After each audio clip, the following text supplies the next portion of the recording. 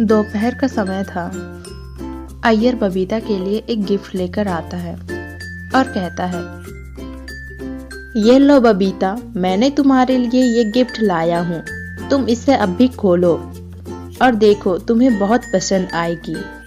बबीता वो गिफ्ट को लेती है और उसे खोलकर देखती है तो उसमें एक बहुत ही सुंदर गाउन रहता है, जिसे देखकर वो बहुत खुश होती है और अय्यर को थैंक यू कहती है। फिर उसके बाद अय्यर अपने कामों के लिए बाहर चला जाता है। बबीता अपने गाउन को अपने कमरे पर रख देती है। थोड़ी ही देर में उसके दोस्त उससे मिलने के लिए आते हैं, जिन्हें देखकर बबीता कहती है, मैं अभी तुम लोगों को कॉल करने वाली थी, लेकिन अच्छा हुआ कि तुम लोग आ गए। फिर सभी एक दूसरे से बातें कर रहे होते हैं। बातों ही बातों में बबीता अपने गाउन के बारे में बताती है। उसके दोस्त गाउन को दिखाने के लिए कहते हैं। बबीता उस गाउन को लेकर आती है। सभी उस गाउन की बहुत प्रशंसा करते हैं। उनके सभी दोस्तों को वो गाउन बहुत पसंद आती है। फिर बबीता कहती है, मैं अभी तुरंत किचन से चाय बनाकर लाती हूँ। ये कहकर वो किचन पर चली जाती है।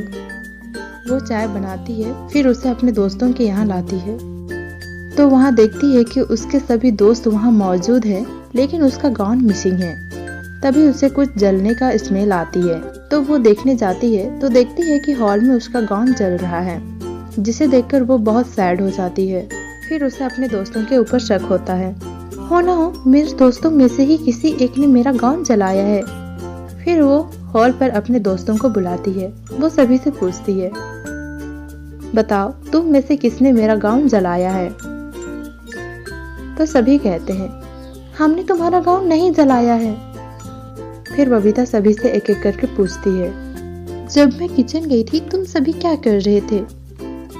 माधवी कहती है, मैं तो टीवी देख रही थी, मुझे नहीं पता तुम्हारा गाउन किसने जलाया है। अंजलि कहती है, मुझे तारक की कॉल आ गई थी तो मैं उन्हीं से बात कर रही थी, मुझे भी तुम्हारा गाउन के बारे में कुछ नहीं पता। दया कहती है, मैं तो अपने फोन पर गेम खेल रही थी, मुझे भी तुम्हारे गाउन के बारे में कुछ नहीं पता। तो दोस्तों, इन सभी की बातें सुनने के बाद क्या आपको पता चला कि बबीता का गाउन किसने जलाया है? अगर आपको पता चला तो हमें नीचे कमेंट करके बताइए। आपके पास सोचने के लिए 10 सेकंड का टाइम है। आपका समय शुरू होता है अब।